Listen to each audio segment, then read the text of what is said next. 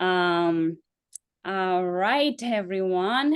Hello and welcome, wonderful parents and our special guest. Get ready for a fun journey into the exciting world of showbiz, where dreams come true and young actors can make it big.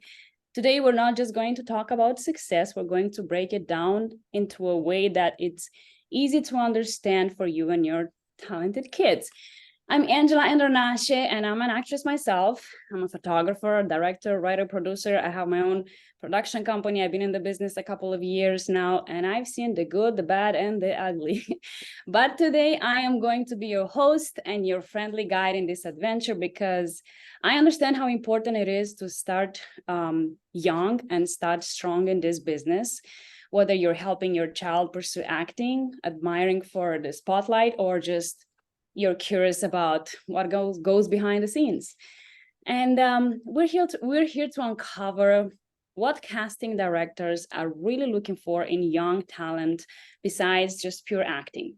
But before I introduce our special guest, the star of the show, let's begin setting the stage for our topic today, which is what special skills do casting directors want besides acting? We'll uncover the hidden qualities that casting directors love to see and look for and it's not just about saying lines, it's basically becoming the character. It is and leaving a lasting impression. You're in for some practical tips, inspiring stories, the secrets to help your child shine on the stage and on the screen. If you got questions, like Kate mentioned before, leave them in the Q&A section. We'll make sure we'll answer to them live as we are going through this and help you in the future. This webinar will be recorded and you will be receiving an email of the recording, as well as it will be posted on our YouTube channel. And if you learn here something today, don't be selfish and share it with other people. Help them grow as you grow. Sharing knowledge is kindness in action, uniting us all and empowering us all. Now, if you allow me, I would like to introduce our special guest. Now, picture this. A superstar in the making begins her journey at the age of 15 as a model. High school, not her vibe. She graduates 2 years early, heading to San Francisco, where she lands gigs in commercials and ads that make her an instant sensation. But that's just the start of an epic adventure. After college, she turns into a talent scout for a major modeling crew, John Robert Powers Modeling Agency. And guess what? She didn't just scout. She eventually ended up owning not one, not two, but 3 spots in California, solidifying her as an industry powerhouse. Fast forward, she takes a break to focus on family, but this superstar couldn't stay away for too long, and she decided to scout talent worldwide and partner with Ron Patterson to run iPOP. Now, you might be wondering what iPOP is. This isn't just any convention. It is a place where 500 plus performers from 35 countries gather to chase their dreams in action, in acting, modeling, singing, and dancing. It's where the big shots, agents, managers, labels, and directors go to discover the next big thing. Now, with all the incredible journey, it's time to give a massive shout out to our special guest for the panel. Let's make some noise, virtual noise for one and only Kirsten Poulin. Welcome, Kirsten, to our panel. How are you today? Gosh, Angela, thank you for that wonderful introduction. You're hired. I'm hired. Okay, wonderful. I like to hear that. So first of all, I want to thank you so much for having me. And I want to thank Kids Casting because I don't know if people realize what an incredible service that you guys provide. And, you know, what I love about Kids Casting is that you make the industry accessible to people all over the world, right? It used to be years ago that you had to live in New York or Los Angeles or another major market to really have any kind of a chance to get casted, you know, in any type of role or anything in the industry. And what you guys have done is that you make it accessible to people all over the world, no matter where they live. And, you know, as you were talking, I realized that iPOP and Kids Casting have so many similarities. when we were founded, we started 20 years ago. And one of, our big mission when we started was to make the industry accessible to people who live all over the world, all over the United States, in many different countries, right? So our mission was really to provide an opportunity and to give people access to agents, managers, casting directors, record labels, music industry pros, all those people that they might never, ever have the chance to see. So I just want to thank you for that. And you guys provide an amazing service. And I hope your clients know how lucky they are that that you're doing this. So I just thank you for having me, and thank you for that. No, that's impressive. And we're really fortunate to have you today to dive into all the golden nuggets that you're going to drop. And we're going to start with, because we have a couple of questions set for today, and we're going to have the Q&A session at the end. So I'm trying to squeeze everything in 1 hour as much as we can. The main topic for today is what are the special skills that casting directors are looking for in talent besides just regular acting? And if you can dive a little bit more into that, according to your experience in the past and present, what do you think those are? Sure, that's a fantastic question. And, so everybody knows I'm not a casting director, right? My experience is having worked with hundreds of casting directors and managers and agents and performers. So the great thing about being with iPOP for so long is that we're able to really see it from all points of view, right? We understand it from the agent point of view, from the casting director point of view, and also from the performer point of view. With regard to special skills, I think it's also part of a bigger question, which is, what is it that makes somebody get cast into something and then the other person doesn't? And let's talk about special skills for a second. It used to be that if you were just a good actor, that it would be very easy for you to get cast, right? Let me talk a little bit about how casting works, right? So when there's a project that's up, a casting director will get what's called a breakdown. And a breakdown will have a short description of each character. And that breakdown might say something like, teen female, 15 to 17 years old, shy, introverted, but super ambitious with brown hair, right? So it'll give a little bit of physical characteristics and a little bit of, maybe insights into their personality. So it's the casting director's job, and they reach out to all the agents and managers. And the agents and managers, all they do is they're going to send everybody in their roster who might even have a chance at that, right? They're kind of like throwing spaghetti at the wall going, okay, we'll just see if somebody gets this, right? So everybody understands, like, they don't really have a choice in the selection process, right? They're just trying to push all their talent out there and see who gets it. So it comes down to the casting director. So the casting director is looking at this breakdown, and what are they looking for? What are these outside skills? And I have to say that things like anything that makes you an individual or that makes you unique is really the key to being successful in the industry, right? Are you super passionate about dance? Are you an incredible singer? Do you raise lizards? Like, it can be all these very random things. The key to being successful is really about trying to figure out who you are, what makes you passionate, right? So let's say you are a 10-year-old kid and, you love singing and you love, you love raising butterflies, right? So when you get in that room with a casting director, they're going to want to get to know you a little bit. Of course, they're looking at your resume to see the list of your training and your skills and things like that. But what's going to get you the job is when you start talking, right? And if you have something that you are super excited about and super passionate about, whatever it is, that's how that casting director is really going to see your true personality and what is your authentic persona. And that's who they're going to cast, right? So what's on your resume? It is important. And let's talk about dancing and singing. All of those skills are so important these days because if you think about it, a lot of TV commercials, they involve singing and dancing. A lot of television roles involve singing and dancing. And it may just be, maybe you're just humming a tune or it may be something small, but anything that you have to give you an edge is going to help with that. So I hope that answers a little bit about special skills. That you gave a broad perspective of what special skills are. And in showcasing dancing skills is important to a kid's profile, would you say? For sure. And I think part of that goes with knowing what's called your typecast, right?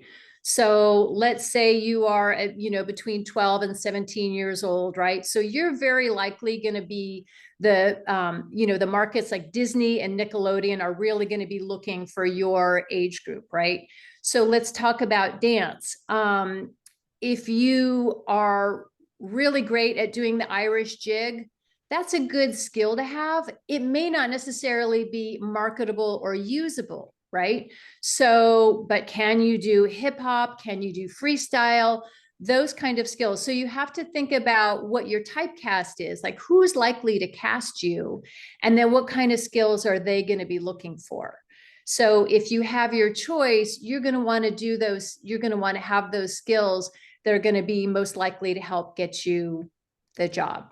And if you don't know what that is, one of the things that you can do is, let's say you are a 13-year-old girl, you should really watch and study those TV shows that have people that look like you, because that's how you're going to go, oh, these are some of the skills that I should have as well. That is a really great advice, because sometimes we shape ourselves according to our idols. And if we see ourselves in someone and pursuing what they're doing, we only can get in the same steps. So it's really great information that you share with the parents for all this young talent that is coming up. How would you say does singing reel benefit kids' visibility in this industry? Singing has skyrocketed as to its value. And one of the reasons is has a little bit to do with TikTok, singing and dancing, right? With the popularity of that. Singing not only helps, let's say you don't want to be a famous singer, let's say you want to be an actor. Why is singing important? Singing training does so much to help you with being able to breathe properly, to enunciate, to know how to project your voice. There's so many other skills that singing helps you with that help your acting abilities. So we recommend singing lessons to everybody. Again, it helps with breathing, with enunciation. It just helps with so many things that are tied into acting. That's great insight. Singing can also help with accents and different tonality if you have different characters. Should instrumental skills also be added to profiles? What would you think? If you're really good at it. Right? Only if you're really good at it. Well, how would a casting director, what would be their how to say it, when they see someone coming in and they said that they're really good at one instrument, and they come in and they make him play it, and maybe it's not that good, how would you address that child, what they can do to improve that, or to, so they can go in there fully prepared and fully be powerful and confident in their strength and their talent? I think it's important that the resume reflects who you really are, right?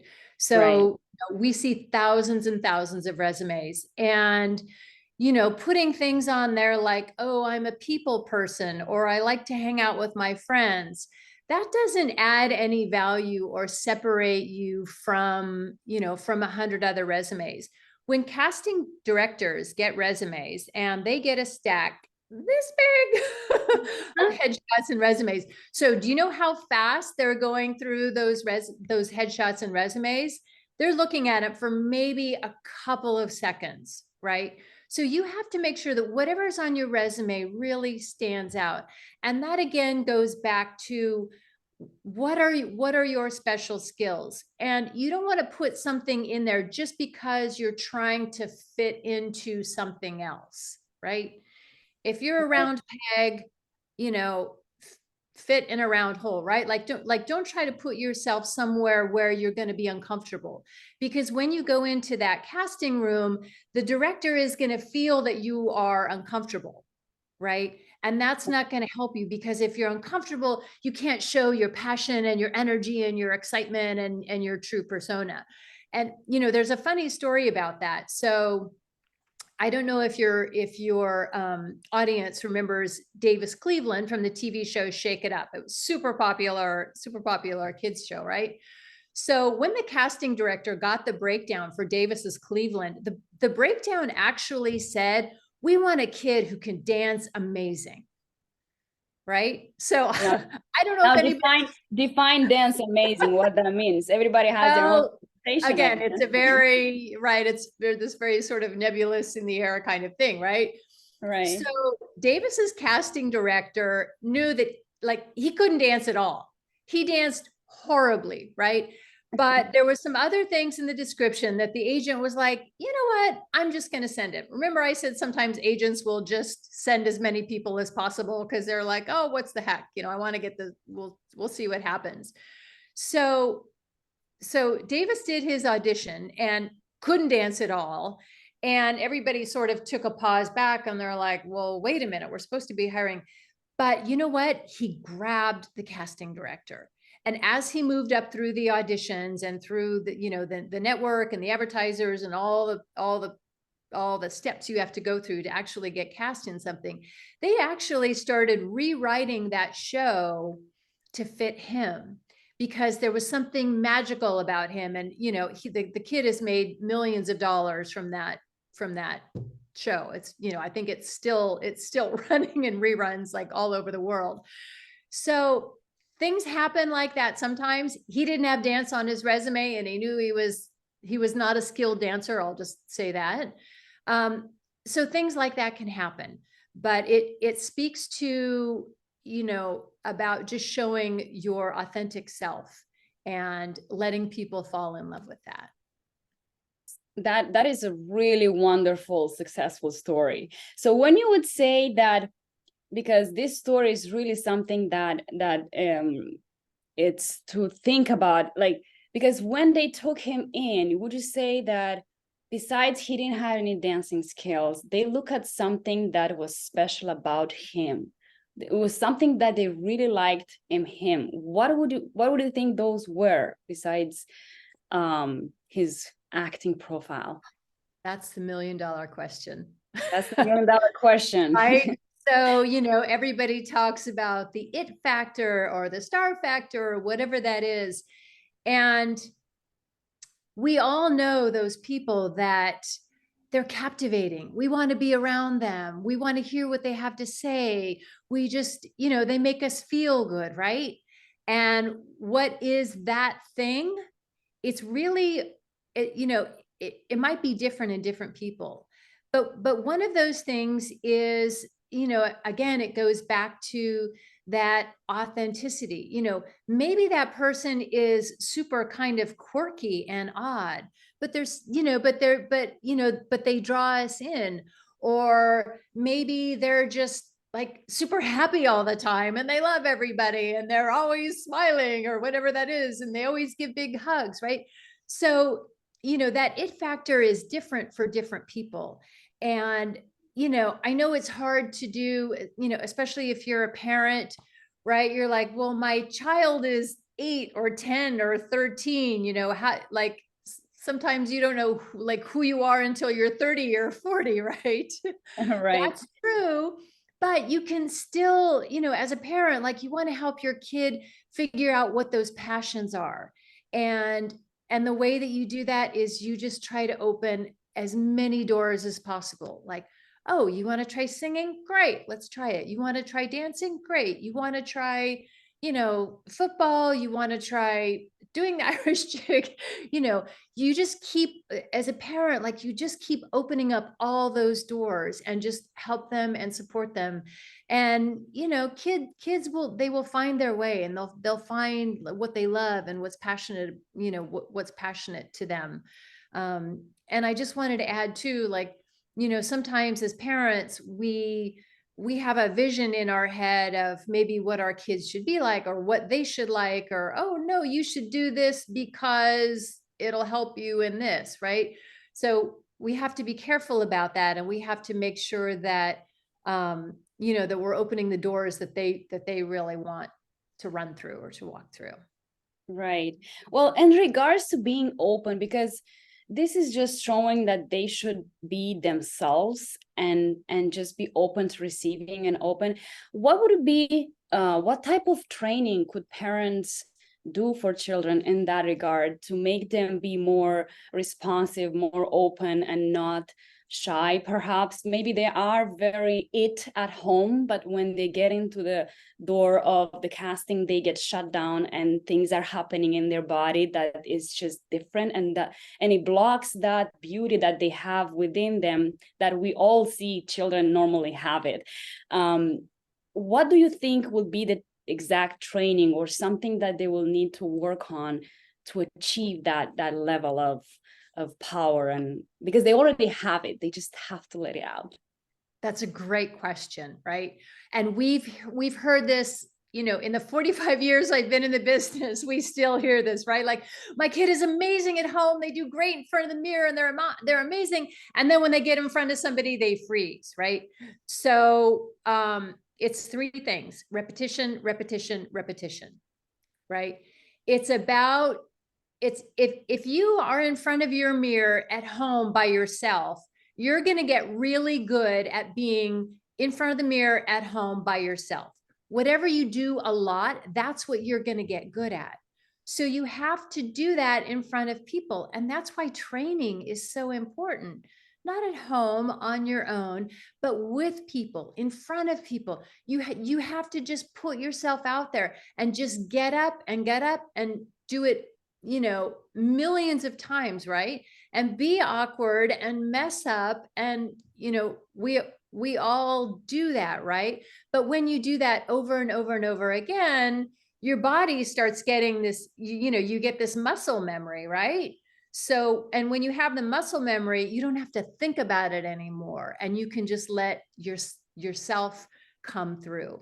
So acting training, improv training is amazing.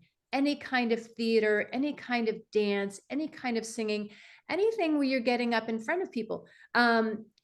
Speech and debate, public speaking, those are all excellent areas of training that can really help.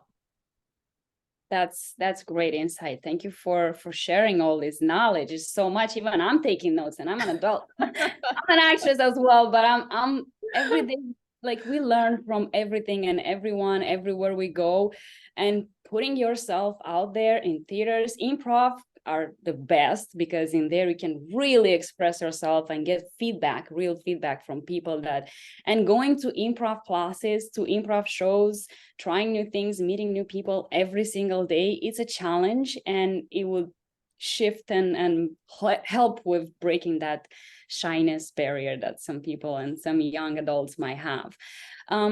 As another question, we have some more questions in the Q&A section, but I'll keep them for the end. As another question related to the skills, are any foreign languages, accents, and dialects key in having them on the kids' profile? That's another great question. So if you're really good at it, absolutely put it on the resume, right? I do want to add that one of the things that we see that I don't know that it's the smartest move is that a lot of times in auditions, when someone is auditioning in front of, let's say an agent for the first time or a casting director for the first time, they'll come out and, let's say they love to do an English accent. I can't do accents at all, by the way, but let's say they love to do that. And they do the accent in front of the casting director, right? And the casting director is going to be a little confused because they're not quite sure, well, is this kid American or are they English? And so, they want to see who you are first as a blank slate, right? If they want to later have you do I'm talking about for the purpose of the audition. I'll talk about the resume in one second, but for the purpose of the audition, if they want to then have you do an accent or can you say it in another language, they'll ask you then, but the first thing that you want to show is just your natural self. Absolutely. One of the things that's that we see key in the United States is if talent is bilingual, if they speak Spanish, now actually Korean language, Chinese language, some of those other languages are getting very important just because networks with the advent of Netflix and Amazon Prime and all, and Hulu and all those, there's a lot more casting international that's going on. So a lot of distribution is now worldwide. And so there's more opportunity as far as filming in different languages. So if you are somebody who is bilingual, if you speak 2 languages, it's huge. Another reason why that's really beneficial is a lot of times, let's say you've booked a Coca-Cola commercial and they're shooting it in English. And let's say, they're spending 200 grand or whatever that on those 2 days for the production of that commercial. They will, if they can in turn, just have you do that commercial in Spanish, right? They've just gotten basically 2 commercials for the price of one that they can now send out all over the world, right? So they've saved on all these production costs and labor costs and all that stuff. So for sure, if you speak another language, it's very helpful. And if you want to learn a second language, it's great, especially if you are very, very young. The younger you are, they say the faster you pick up foreign languages. And just a note to parents, when children learn foreign languages when they're young, it also does a lot of other things that help develop the brain that make the brain even stronger. I don't know about smarter. I don't know how that's measured, but speaking other languages is very beneficial for sure. That is a really great insight. And it's true that the younger you are, your brain works so much faster. I don't know how it does, but it does. And picking up languages at a young age, I wish I knew more languages than I know now, because now to start learning them, oh my goodness. And I used to know French. I still know a little bit of Russian left in me, but I kind of forget it. If you don't practice it, you forget. French, I completely forgot it. And I used to know it very well fluently when I was a child, but I never practiced it. And if you stop practicing, it's sad because you took so much time learning and put effort to have the language, and now we don't have it, and it's really important.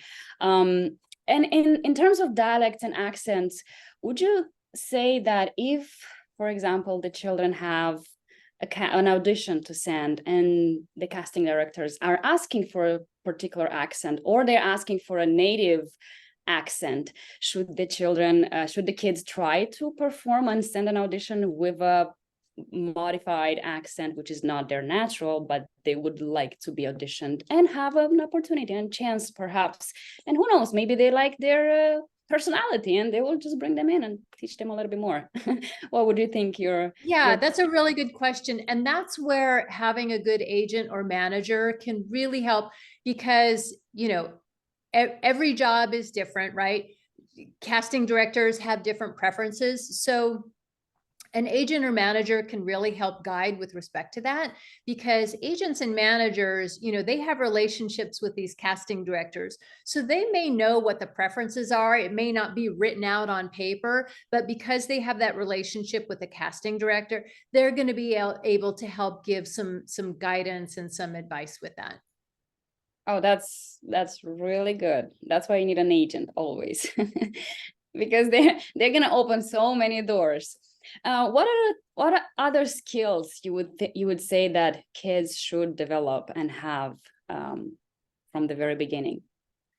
Um, yeah, I mean, just going back to anything that gets a person up in front of other people, performing, getting used to being in front of an audience. I mean, I can't say how important doing theater and public speaking and, debate if you're a little bit older, even dance and singing. But, I think part of what those things do is they help take away the fear factor, right? Right. Um, they say that humans, like, their number one fear is public speaking, right? I think that's higher even above, passing away, right? Like people, and fear is something that it's paralyzing, right? Everybody's experienced it. You're on the spot and you're not ready, and all of a sudden, like, your brain stops working, right? So it's really about how to just get rid of it. It's all about getting rid of fear, because that's when you can just be true and authentic, when you're not worried about what other people are thinking or saying, or, whatever. Um, so yeah, it's just anything that's going to get you up in front of people and practicing and learning and making those mistakes in front of people and realizing that it's not the end of the world. That's Right. it's just so key. Yeah. We learn from mistakes, and they don't say this for no reason, because if you do it right, what happens? You're not looking at it again. You just let it go. You did it right. If you do it wrong, you're looking at it and why did I do this wrong? And you start doing it again. And because of that, that's how you learn. I take it from personal experience, because every time I do something wrong, it just demoralizes me, but I'm going back to it. When I do it right, I just let it go. For another question, for how important are communication skills for young actors when working with directors and cast members? Great question. So one of the things that we find, especially with a very young demographic, and most of what we deal with are people who are ages 4 and up, right? So one of the things that we find between the ages of 4 and 6 is that usually the kids who are successful, they are able to read at an early age. They are also able to communicate well with adults. Some 4 and 5-year-olds are incredible at that. You speak with them and it's like you're talking to, a 25-year-old, right? And then there's most 4 or 5-year-olds who are, running around the room and bouncing off the walls and having fun and that kind of thing. So, we always joke, we say that, oh, maybe they're an old soul, but the younger demographic who does really well, like I said, between 4 and 6, 4 and 7, they usually are very good at just talking with adults. Probably, the kind of kid who they usually do well academically. Communication skills in general, I think for anything above that, a lot of it is about being open and being willing to learn and, not letting your ego get in the way, right? Right. Because on a set, a director is always going to have instructions and guidance, and they might redirect. Oh, can you do it this way? Right. And it's important to just go, to just be open and be, okay, I'll try it that way, as opposed to, oh, they don't like the way I'm doing it, but this is my favorite way of doing it, right? So, Mhm. yeah, with regard to communication, it really is just about being open. And gosh, the other thing that's so important is to have fun with whatever you're doing, right? Yes, Like every 100%. job, it's not life or death. It's not the end of the world. And, it's about the journey, not the end result, right? So you've got to just make fun. You have to make sure throughout the process that you're having fun with it. And, you know, so yeah, communication is it's just very important to be open and enjoy the process. And you would say also communication in regards to taking notes from directors and being open to do what it's being asked, because like you mentioned, I like this side of how I'm delivering the audition, and the director wants you to do something else, and that is really interesting what's going on in their brain at that moment, because they think they're not accepted, they might think they're not they don't like them. So how would you say where they could learn this type of openness and communication besides school and at home? Gosh, I think it goes back to, wait, I do want to add one other point about that. So just about taking feedback and taking direction. So we were speaking specifically about when you're on a particular job or particular set, and, you know, they're giving you directions for a certain role. So a lot of times after kids do an audition, you know, they'll call their agent, well, you know, how did I do? What did they say about me? Da, da, da, da, da. So it's important to take all of the direction with a grain of salt, right? Sometimes, and we see this happen a lot, where a kid might get feedback that says, oh, you know, you were a little too loud and you were a little too rambunctious. And then the next casting director is going to go, you know, you were a little too shy and reserved. And the next casting director is going to say, so, It happens. so it can get confusing, right? As a talent, or as a parent trying to help a talent, because you're getting, you know, everyone's got an opinion, right? So you're getting all this different feedback. So it is important to take the feedback with a grain of salt. So I just want to say that in general. Tell me your question again about communication. Where would the parents, where will be the best way for them to learn communication in general and be open besides in school or at home? I think it comes from the experience of being able to practice doing things that you love. I think that's where you know, you get that. I mean, I know I keep going back to doing things like theater and improv and, you know, just any kind of classes or training where you're with people and in front of people. You know, I think that's a great way to practice your communication skills and learning feedback, especially with acting classes, with things like improv or scene study classes, where you're getting a little bit deeper into the character, right? When you're in classes like that, it does kind of force you to ask questions about yourself, and then ask questions, you know, with your friends, right? So you're having deeper conversations and communication. And, you know, that just helps you not only understand who you are, but you're helping other people understand who they are. So it's a really good way to help develop your communication skills. Yes, that's a great answer. When it comes to special skills, how do casting directors from judge if younger actors can handle stunts or physical activities if they're required by certain roles? Mm. And if you That's have seen that happening often.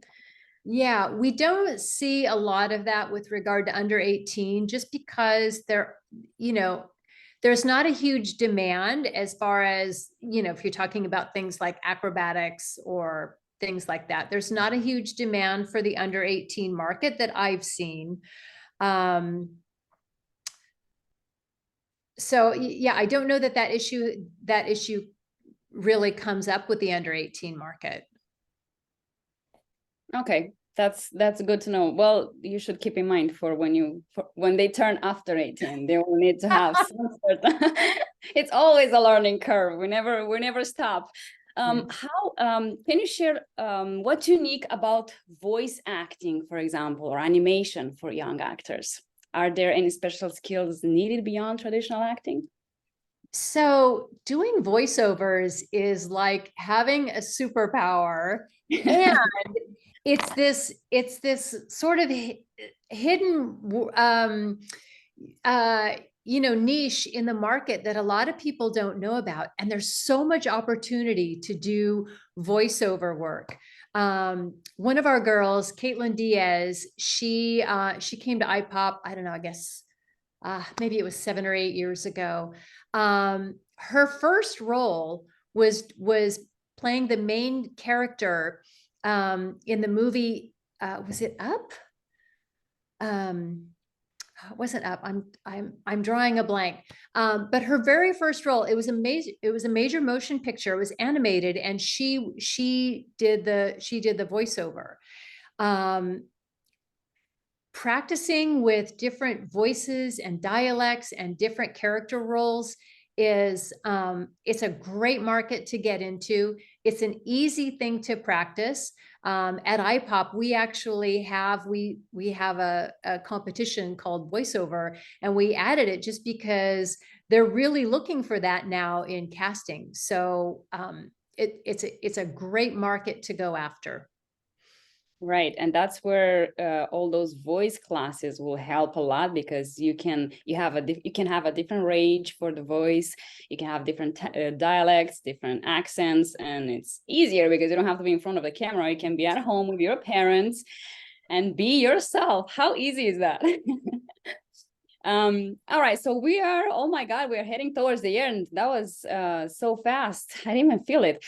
We have a couple of questions here in the Q&A section, and I wanted to address them before they disappear. And we have here questions from Gabriela Wheeler. Hi, my kid is 10 but 5.7 and looks like a teenager boy, not like a 10-year-old. We did photo shoot for headshots, but on all of those he looks older. What would his typecast would be? He is handsome, who can dance and act, and is a nationally ranked number 3 swimmer. He also does ballet. Wonderful, how exciting. So how can we help? So that brings up a great point.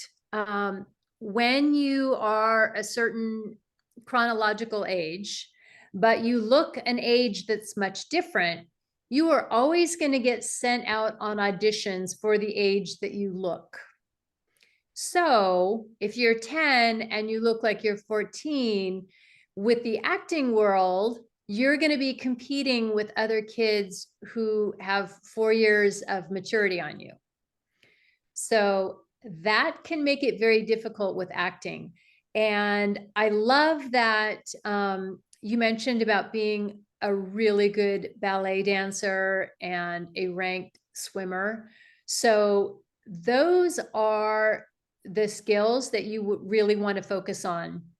Within a couple of years, the height is probably going to balance out where he's going to be probably, a little closer to his peers. Boys tend to grow a little bit later, right? So it may be a few years before there's going to be a lot of opportunity for, for acting. But pursuing the dance aspect and the ballet, like especially continuing to do theater, any opportunities for dance, I would definitely focus on that right now. I don't know if he's interested in modeling, but that could be an area, not when he's 10, but maybe in about 3 or 4 years. If he's photogenic, that could provide opportunities as well. That's wonderful. She replied, she says, yes, we are looking into modeling. That's great. That is because you have to expand your options either way. And at the end of the day, the children at the beginning, they don't know what they like until they try and see. And then they realize, oh, I like this. I didn't know I would like it. So it was really interesting. There's another question here in the chat. Thank you, Gabriela, for your question. And I hope we were helpful with the answer. Our next question is from Harvey Smith. I have an almost 6-year-old girl. What is a good age to get started contacting iPOP agents and managers, etc.? I guess the first question is, does she love being in front of other people? Is she the center of attention? Is she always, you know, playing dress up, putting on, maybe little skits for the family? Like, if somebody has that kind of personality where they just seem to always find an audience and they're always like getting up in front of people and doing things, that's a good clue when somebody's really young. Obviously at 5, 6, 7, 8 years old, most kids are not going to know like, oh, I want to be an actor, or I want to be a model, or I want to, they don't know about that part of it. But if they just love being in front of people and they get joy and they love entertaining and they love, maybe it's being funny or what have you, that's the time that you want to seek out, again, first, let's try it out. Let's get them into dance class. Let's get her into, like local theater, and see where it goes from there. If you get positive, if that's a positive experience, then maybe then look at getting into the industry. But I wouldn't jump right from, just having an outgoing kid and getting them in front of agents. I would do the step first and have them, actually apply it by doing theater or dance or that kind of thing first. Harvey Smith just answered, she loves singing and dancing all the time, just starting acting class. Fantastic. That's great. Yes, yeah. That's great. Let her try everything. And at the end of the day, she will see where she shines more, and eventually she will shift towards that direction. And then when you will see that she really is into it, that's when you really want to apply and send her. You'll feel when she's ready, and she'll feel when she will be ready. I believe so. When she will be ready for the Harvey and Angela, Smith. Sorry, if I can just add too, Yes. One of the things that parents have to consider is that, if you decide to get your child into the industry, there's work on the parents' part, right? Where Right. you have to know that you can dedicate some time to this. It's not as if it's a full-time job, and especially if you're in, a smaller market, but there is time that has to be taken with, whether it's getting your kids to classes, getting a headshot together, getting a resume together, helping put a self-tape together. So, a parent has to decide if they're willing to really provide the support that's needed for the young talent. Yes, absolutely. Well, thank you. Thank you for your answer, Kirsten, and thank you, Harvey, for your question. I hope we answered and we made more clarity within your question. We have another one here from Santon. I hope I pronounced this correctly. Santosh Janagam. I'm sorry if I'm not saying it right. Hi, my daughter is 3 years old, and currently she is learning gymnastics and ballet dance and looking for opportunities. Can 3 years age group people get opportunities? What other qualifications make her profile good fit for casting?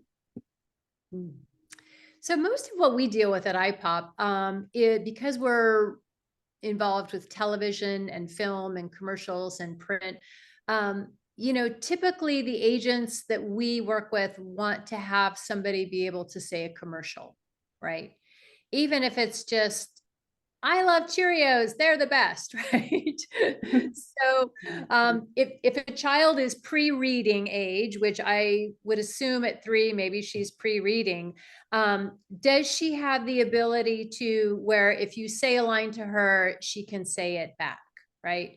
And can she take direction? Okay, say it with bigger eyes, or this time, can you keep your body still, right? So, those are 2 things that are important, right? Can they, can the very young person repeat it back, and can they take direction?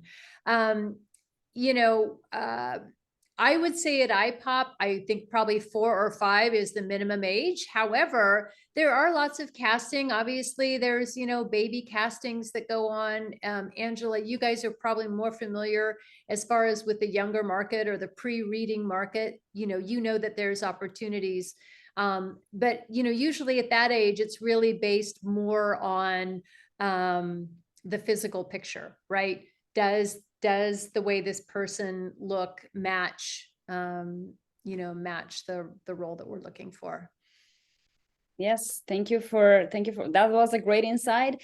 Thank you, Santosh, for your question. And we're moving on to Harvey Smith. No, wait, when I'm looking at the answer. I got confused myself here. Okay, we have a question from Nora Rios. My son was picked for iPOP through NYLA, New York, LA for June 2024. What would you recommend to prepare for it? Is there a specific website that shows all the internal competitions in iPOP? So NYLA is a great organization. They've been a member of iPOP since the very beginning. And anytime you're working with, you know, that they would be considered kind of like the, you know, the mother agent or the director for the talent. I'm sorry, what was the talent's name again? Nora, no, we mean, was it Nora? Okay. Nora So Rat. yeah, you know, they're going to be the ones who are really going to prepare because they know you and what you're, you know, like they're going to be able to decide how to market you, how to work with you. And, you know, if you're attending in June, in summer 2024, you've got lots of time to really prepare and take their direction and really, you know, just work with them and work with their guidance, but they will definitely get you ready. They're a great organization. All right, that's great. And we're moving on. Thank you, Nora, for your question. We're looking forward for Stefania Jean. Hi, I have triplets, 7 years old. I look for opportunities for them. They are photogenic and there are gymnastic. Oh, wait a minute. And there is a misunderstanding. They're gymnastic in school. What can fit them well? Triplets. So that's a great question because I do want to add one thing about, I just want to say about identical twins. I don't know if your triplets all look the same, but with identical twins, when they are under 18 years old, there is a massive, massive demand if both of the talent are interested in being in the business. And part of that is because labor laws limit how long somebody under 18 can be on the set for, right? There's, depending on the age, there's a certain amount of hours. So on a production where, you know, they're spending hundreds of thousands of dollars on a production, they're going to be able to save money when they can keep shooting when, you know, the time is up for the first twin, and then they can just put the second one in and they can keep shooting and they can keep rolling and continue the production. So that's a very big benefit. With regard to triplets, and I see this a lot with siblings, is that you have to look at each individual sibling and, you know, do they all really love being in this industry? Or is it one of them? Or is it two of them? Or is it all three of them, right? So you really have to look at that. Yeah, I have a funny story to tell you. So I don't know if you guys remember Chris Brochu. He was the star of, Sunny with a Chance, Doug Brochu. So two brothers came to iPOP. They were from, I think it was Tampa, Florida, years ago. And one son was super good looking, popular kid. You know, all the girls liked him, et cetera, et cetera, et cetera. His name was Chris. He had another brother named Doug. Doug was a little quiet. You know, he was a little more shy, a little overweight. You know, he wouldn't consider himself the popular kid, whatever, right?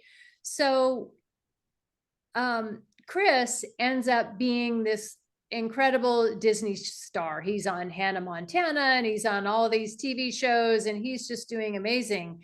And then his brother Doug, you know, just sort of, he was like, hey, Mom, you know, I think I'd like to try this too. And his mom was like, really? You want to try this? He's like, yeah. So he ends up being the lead in the TV show Sunny with a Chance, Doug Brochu. So sometimes, when you look at your kids, maybe you think it's the one who's, always getting the center of attention and always, got the big posse of friends around him. And then, maybe there's the kid who's a little quieter or shy or introverted.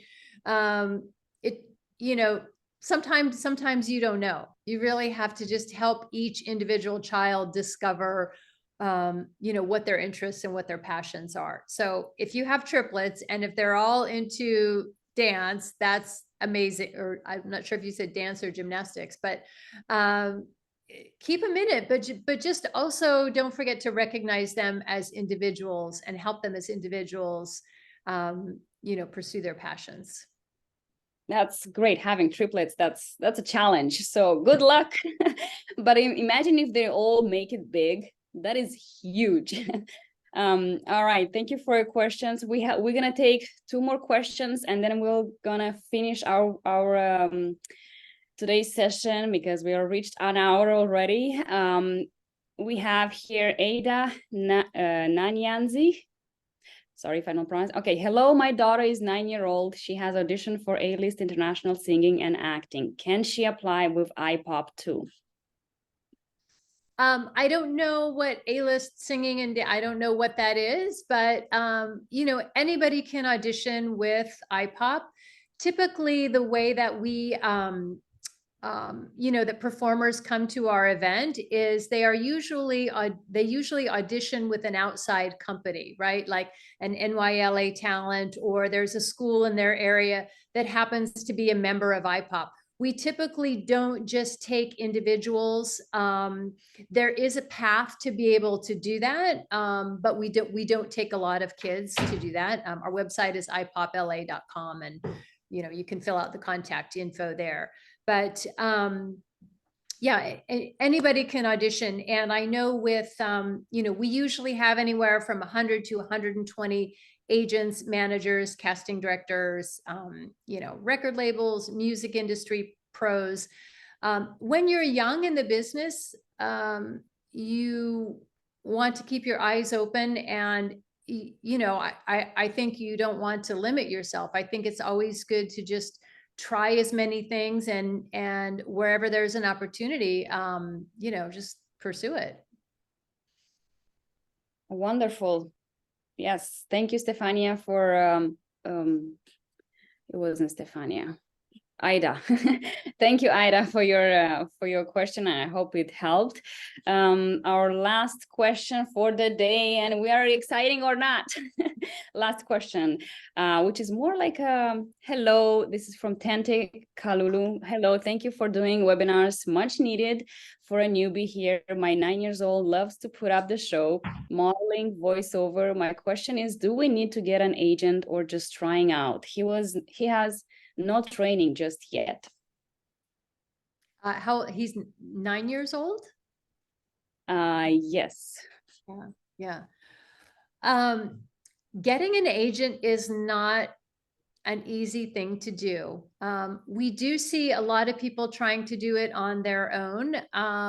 They print up 100 or 200 or 500 headshots and resumes and send them out to agents, right? Let's say you get a mailing list and you send it out.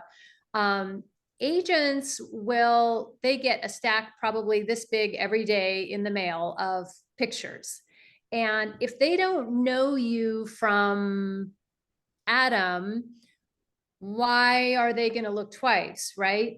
They have very little time. A lot of success in this business really comes from, it comes from being referred by somebody else or knowing somebody. And, one of the reasons why so many agents come to iPOP year after year after year is they know that all the talent who come to iPOP, they've already been vetted. The agents they know that they're serious. They know that they've had some training, and the training is important. You mentioned you hadn't really started that yet. I would make that your first step before even thinking about an agent. Sometimes getting an agent can take a while, but in the meantime, I mean, like with the opportunity of kids casting, all the opportunities that you guys provide is, pursue all of that. An agent can come later, but there's still lots of opportunities that you can pursue and, self-submit for things before that happens. Yes, that is great. I would suggest doing the same thing, starting with the learning first, because they get learning and then they get their headshots, reels, all that packaged together, because you cannot go to an agent empty-handed. You have to show them what your kid is capable of doing, and sometimes they love that. You have that and then submit to agencies and see who would love to take you on. Wow, an hour has passed, and it's so short. I'm so excited. I cannot wait to have more conversation with you, Kirsten, and everybody else here. Great questions. Thank you for bringing them on. If you would be willing, and if someone would want to get in touch with you or find more of your work, more of where they can find you, Kirsten. Find me. If they want to, I don't know, if they would like to reach out to you, if you would like to have that open, we would allow the floor for you to share that information, if however you feel like. Sure. I'm a very accessible person. Again, I told you, the reason why we started was that we want to provide opportunity to those people who they may not have it otherwise. So I'm going to give out my email. Anybody is welcome, actually, if they want to contact me directly. It may take me 24 hours to respond, but I'm super happy to just always help in any way that I can. My email is kirsten@ipopla.com, and it's KIR, the way it's spelled on the right there on the screen.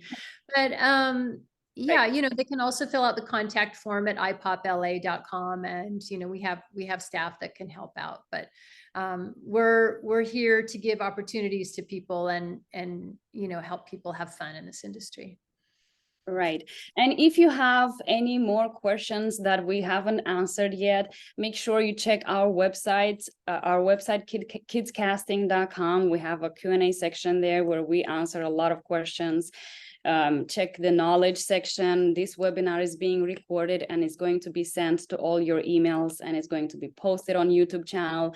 And make sure you go and you can rewatch it and learn as much as you can. And I hope you did learn a lot of things from today, because we dropped a lot of nuggets. And Kirsten here, she's a superstar, and I cannot say enough good things about her.